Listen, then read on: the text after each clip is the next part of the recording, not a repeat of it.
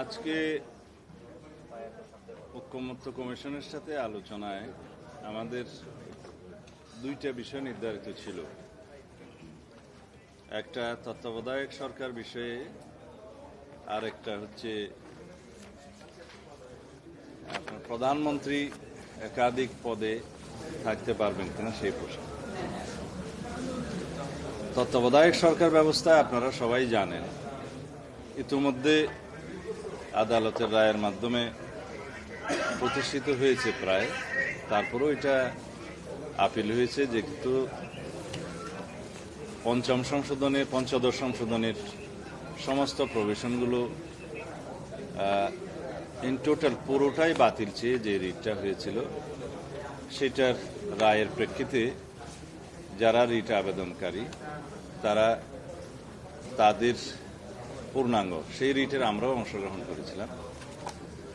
Expectation অনুসারে সেই রায়টাতে পুরোটা তাদের আবেদনে যা ছিল তা মঞ্জুর হয়নি বিধায় আপিল বিভাগে সেটা আপিল হয়েছে অথবা হবে।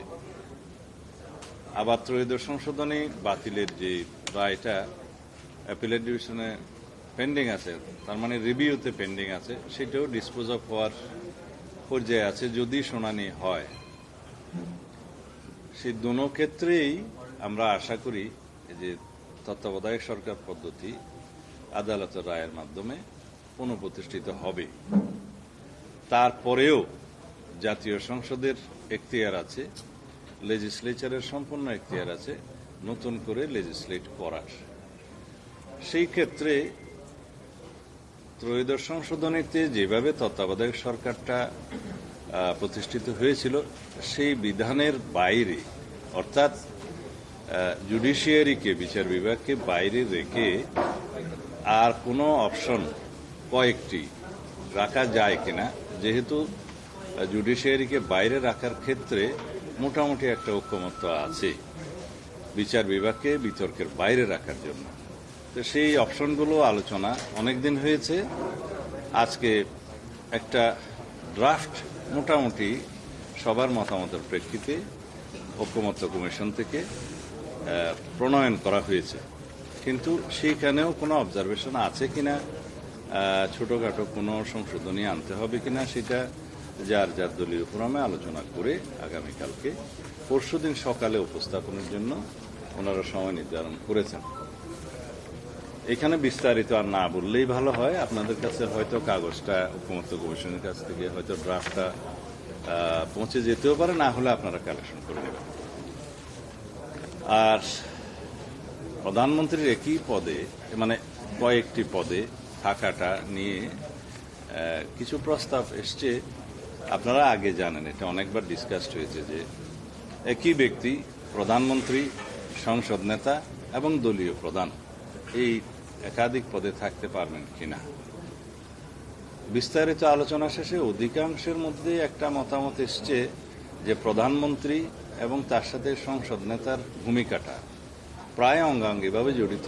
এই দুই ক্ষেত্রে একত্রে প্রধানমন্ত্রী এবং প্রধানমন্ত্রী লিডার অব দি হাউস থাকতে কোনো অসুবিধা নেই। এক্ষেত্রে মোটামুটি যেটা আমি কনসেনসাস দেখেছি যে প্রায় সকলেই একমত।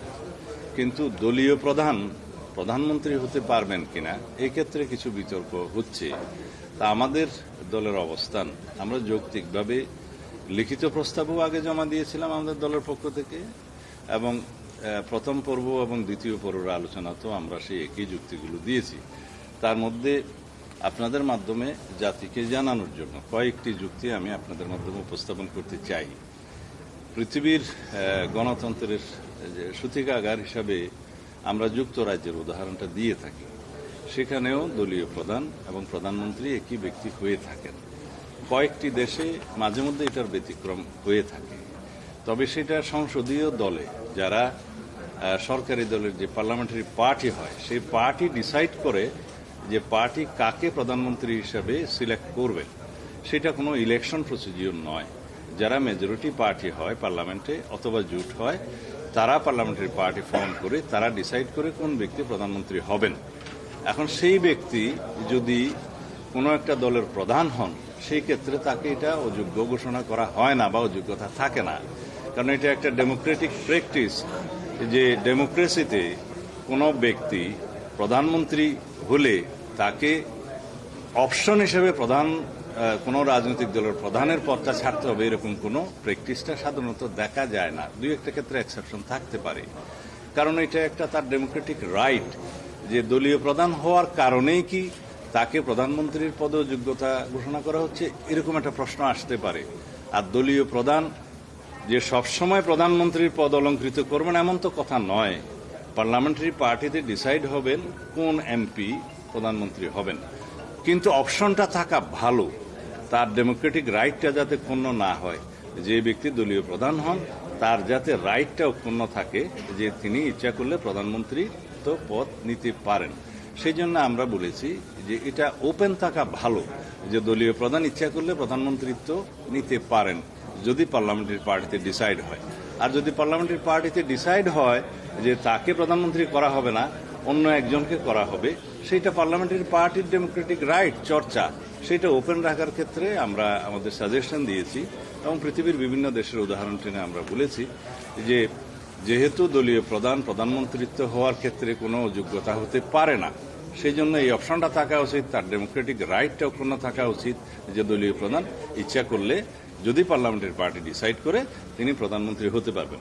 এইটা হচ্ছে আমাদের যুক্তি। তো সুতরাং এই ডিবেট হয়তো আরো কয়েকদিন আরো হয়তো বেশি চলতে পারে বা একদিন চলতে পারে। এটা আগামীকাল শুরু হবে, ওনারা যেটা বলেছেন যে আগামীকালকে এই ইস্যুটা দিয়ে শুরু করবেন। তো দেখা যাক, হয়তো আমরা বিশ্বাস করি যে এটা রিজনেবলি আমাদের দেশের প্র্যাকটিস অনুসারে, পৃথিবীর বিভিন্ন লার্জেস্ট ডেমোক্রেটিক যে সমস্ত কান্ট্রিজগুলো আছে সেটার প্র্যাকটিস অনুসারে এবং আমাদের দেশের বাস্তবতা অনুধাবন করে সেই বিষয়টা সবাই বিবেচনা করবেন বলে আমরা আশা করি আমরা একটা জায়গায় আসতে পারবো। এটা হচ্ছে আমাদের বক্তব্য আজকে এই ইস্যুতে। এর বাইরে আমার কোনো বক্তব্য নাই। ধন্যবাদ।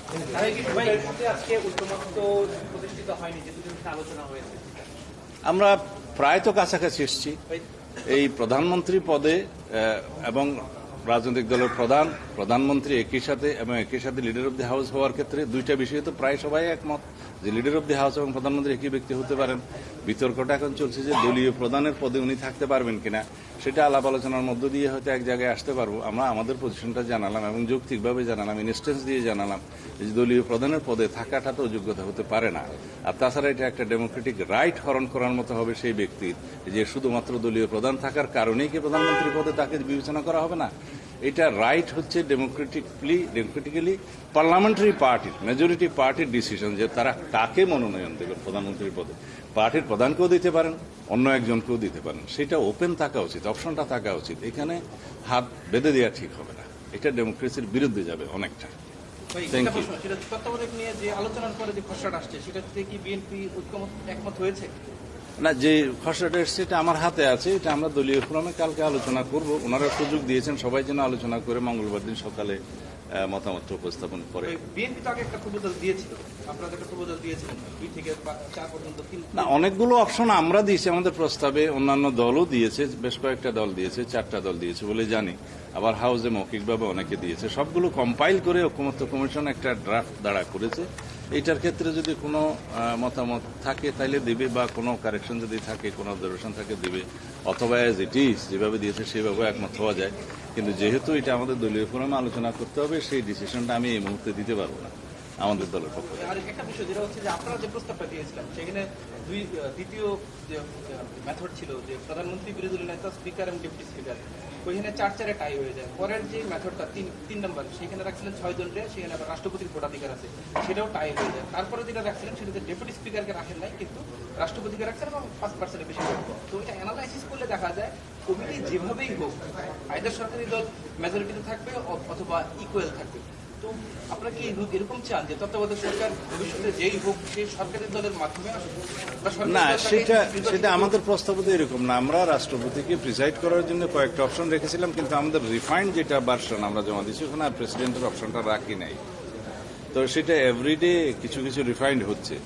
এখন যে প্রশ্নটা আপনি করলেন তাতে আমার মনে হয় আমাদের সবার পরিষ্কার হওয়া উচিত যে আমরা অপোজিশন লিডার এবং থার্ড মেজরিটি পার্টি যারা আছে তাদের সমন্বয়ে কমিটি করার ক্ষেত্রে আমরা সবাই প্রায় একমত।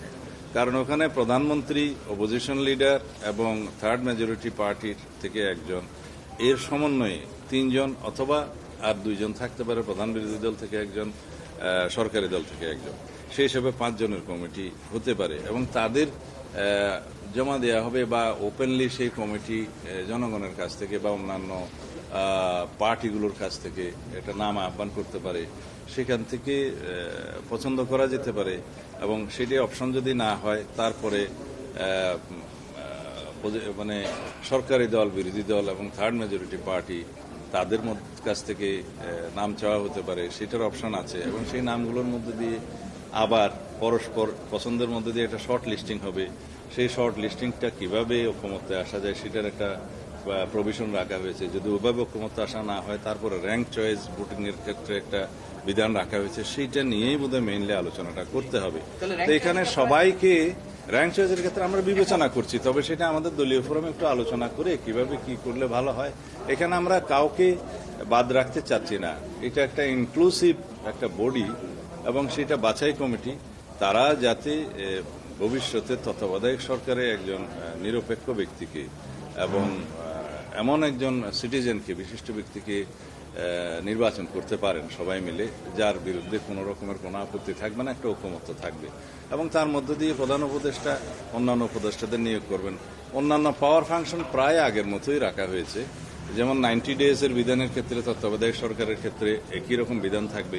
এই তত্ত্বাবধায়ক সরকারের বর্তমান যেটা 13 অ্যামেন্ডমেন্টের পজিশন আছে, সেটার নাম কিন্তু হচ্ছে নিরপেক্ষ দল, নিরপেক্ষ তত্ত্বাবধায়ক সরকার। এখানে যদি কেউ এই নামটা অন্যরকম রাখতে চায়, সবাই যদি অ্যাকসেপ্ট করে, সেটাও হবে। তবে তত্ত্বাবধায়ক শব্দটি থাকতেছে এবং নিরপেক্ষ তত্ত্বাবধায়ক সরকার যে বিধানটা আছে আর্টিকেল 58 অনুসারে, গ অনুসারে, সেই নামটাও থাকতে পারে এবং পাওয়ার অ্যান্ড ফাংশন দিয়ে হবে বাকিটা নির্ধারণ। এই পাওয়ার অ্যান্ড ফাংশনের ক্ষেত্রে আগে যেভাবে উচ্চারিত হয়েছে তরিত সংশোধনীতে সেটা একই রকম আছে, যেমন তারা প্রধান উপদেষ্টা, প্রধানমন্ত্রীর পদমর্যাদা এবং পাওয়ার ফাংশন উপভোগ করবেন, তাদের রুটিন দায়িত্বের বাইরে আর কোনো দায়িত্ব থাকবে না এবং প্রধান উপদেষ্টা 90 দিনের জন্য উপদেষ্টা পরিষদ গঠন হবে। যদি কোনো কারণে অ্যাক্ট অফ গড, যেটা ফোর্স মেজর হিসেবে পরিচিত, সেরকম কোনো কারণ হয়, আমাদের দেশ যেহেতু দুর্যোগ প্রবণ এলাকা, বন্যা প্রবণ এলাকা মানে দেশ, সেই ক্ষেত্রে হয়তো আরো 90 দিনের পরে 30 দিন এক্সটেন্ড করা যায় কিনা, সেটা নির্বাচনের ক্ষেত্রেও আছে। এই ক্ষেত্রেও সেই 90 দিনের পরে একটা অপশন রাখা হয়েছে, যদি সেরকম কোনো কারণ ঘটে তাহলে আরো 30 দিন সময় তারা পাবেন। এগুলো সব আগের মতোই মোরলেস রয়ে গেছে, পাওয়ার অ্যান্ড ফাংশন আগের মতোই রয়ে গেছে, গঠন প্রণালী নিয়েই শুধু আলোচনাটা হচ্ছে। এটা থ্যাংক ইউ।